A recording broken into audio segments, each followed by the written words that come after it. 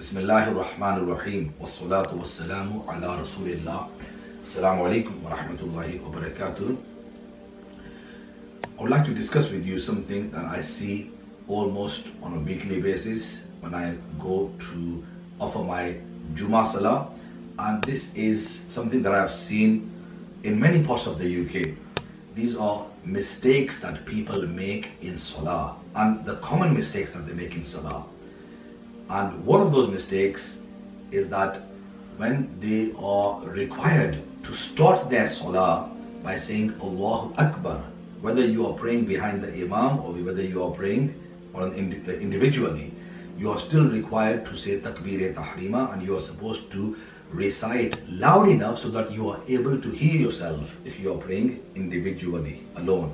But even if you are praying behind the Imam, you are nevertheless required to say Allahu Akbar loud enough so you are able to hear yourself. And if you don't say that, even if you have entrusted the Imam with your Salah by praying behind him and saying Iqtadaytu bihadha Imam, meaning piche is Imam ke, I am entrusting this Imam with my Salah, if you have not said Allahu Akbar loud enough, your Salah has not even started. These mistakes are happening because we don't have time to learn about the faraid ulum, the essentials of Islamic knowledge, which we are required to learn, which is obligatory upon us.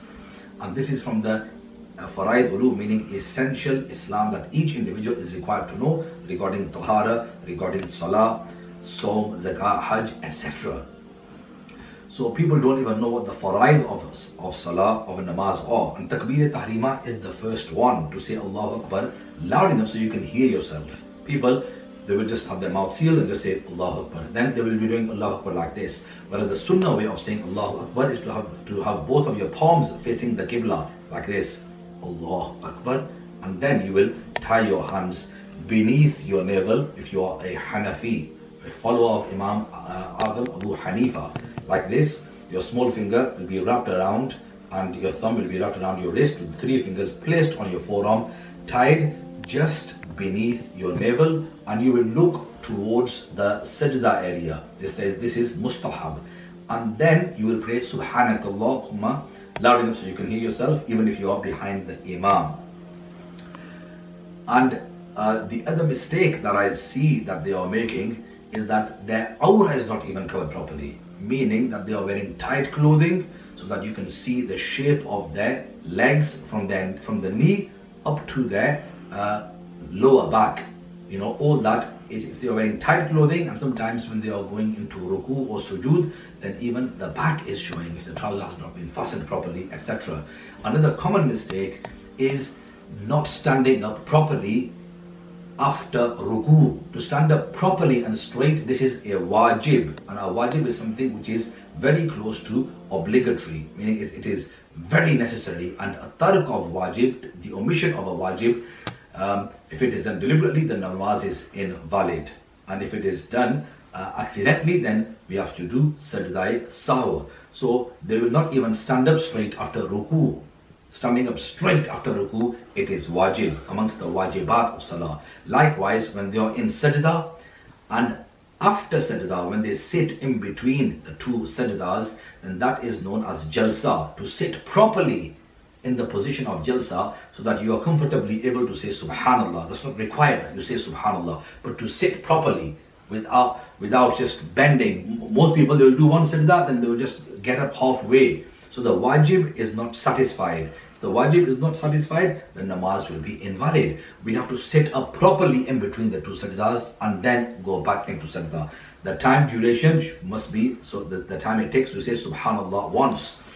And in the sajda, when we are in the prostration, then 3 of our toes, the biggest toe, the inner part of the biggest toe, not just the tip of the toe, the inner part of the toe, the biggest toe, it is fard of both feet for that inner part of the toe to be placed firmly on the ground of both feet. Inshallah, in the next video, I will show you demonstrations of how to do that.